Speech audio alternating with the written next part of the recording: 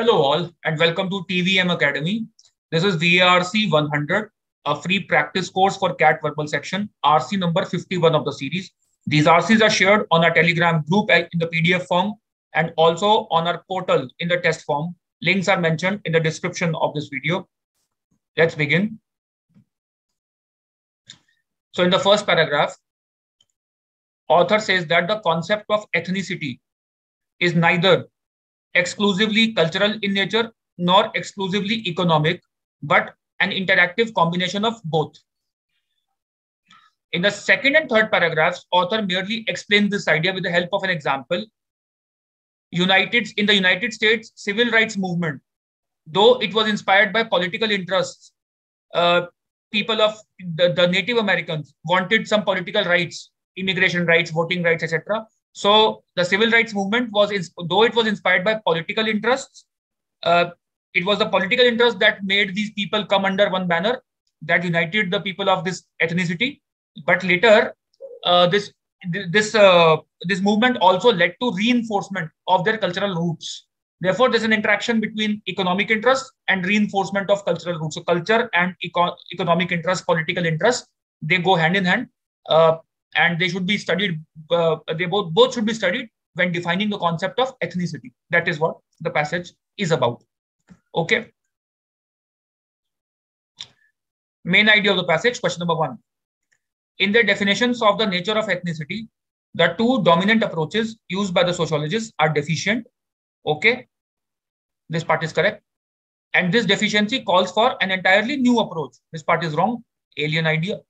Author does not call for a new approach. He only calls for combining the existing two approaches. Okay. Option B, ethnicity is best defined as a dynamic process that combines cultural components as well as political and economic interests. Correct answer, option B. In the United States in 20th century, ethnic groups began to organize in order to further their political and economic interests. Though option C is factually correct as per the passage, but the main idea of the passage is not concentrated on United States. That ethnic groups in the United States began organizing themselves in the 20th century is not the main idea. This is just an example to prove or to argue that ethnicity involves both cultural elements and political elements. So option C is just an example, narrow idea. Ethnicity in the United States has been significantly changed by the demands of, again, this is not the main idea. Again, a narrow point which concentrates only on United States, which was just an example in the passage. Okay. Question 2. Which of the following statements about the first two definitions of ethnicity in the first paragraph is supported by the passage? Okay. The first definition, one definition is supported primarily by sociologists, and the other is favored by members of ethnic groups. Now, please note, this is factually incorrect. First line of the passage itself says, first two lines, that there are two dominant definitions of ethnicity supported by sociologists. So both of these definitions are supported by sociologists. It is not true that one is supported by sociologists and the other is supported by members of ethnic group. So option A, factually incorrect. One emphasizes the political aspects of ethnicity, the other focuses on the economic aspects. Wrong, again factually incorrect.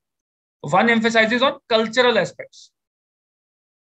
One definition focuses on the cultural aspects or ancestry or cultural roots or genealogy.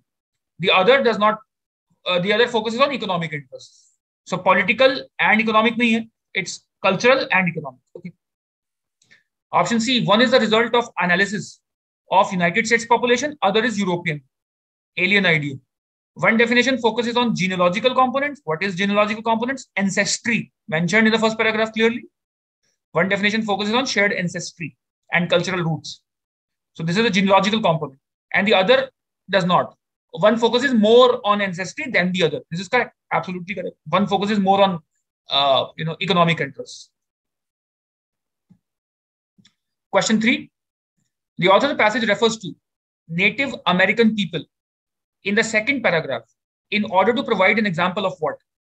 Now, when he mentions Native American people in the second paragraph, what he says is that these people wanted to become more active in politics, and that participation in politics ultimately led to reinforcement of cultural roots as well.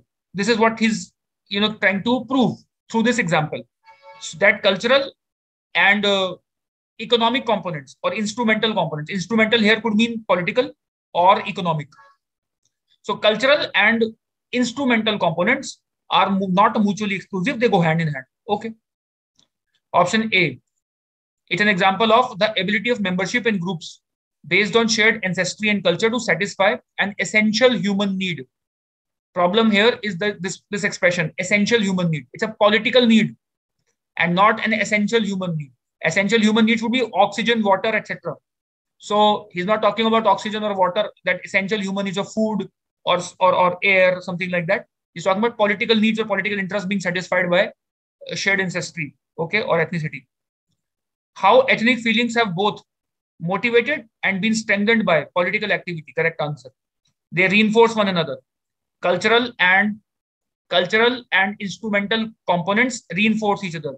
So ethnic feelings can be motivated by political activity, and it is also strengthened by political activity. This is exactly what author tries to prove in the second paragraph. How the civil rights movement helped to promote solidarity among United States ethnic groups. Okay. Now please note, though option C might sound correct, the purpose of mentioning civil rights movement is not to prove that civil rights movement helped promote solidarity among United States ethnic groups. Rather, the point, the reason behind mentioning civil rights movement is that civil rights movement was a political movement, but it ultimately reinforced their cultural roots, cultural identity. This is what he's writing in a second paragraph. This is a tangible evidence we have. So author clearly has mentioned it as an example of this point rather than option C. So goes out. Option D, how participation. In short, by the way, let me write down, option C is not the purpose behind mentioning this example, not the purpose. Could be factually true, but not the purpose behind mentioning this example. How participation in the political system has helped to improve a group's economic situation. It was not economic situation, it was political situation which got improved. Participation in the political system improved their political situation only, and it reinforced their cultural roots maybe. It reinforced their cultural roots also, cultural identity also. But economic situation, no mention. So option D is also factually incorrect. Out. Question number 4. Passage supports which of the following statements about the Mexican-American community. Okay. Option A, in the 1960s, the Mexican-American community began to incorporate the customs of another ethnic group. Factually incorrect. They did not start celebrating festivals or days of traditional holidays of other ethnic groups. Nothing of this nature is mentioned. 2 separate examples are given. Irish Americans celebrated the St. Patrick's Day, and Mexican Americans celebrated this Cinco de Mayo. Okay. In the 1960s, Mexican-American community groups promoted ethnic solidarity primarily in order to effect economic change. That's not the case. Rather, they promoted ethnic solidarity primarily in order to effect political change. That is what is written. Political change. They wanted what? They wanted immigration rights. They wanted voting rights. That's not economic interest. That's political interest.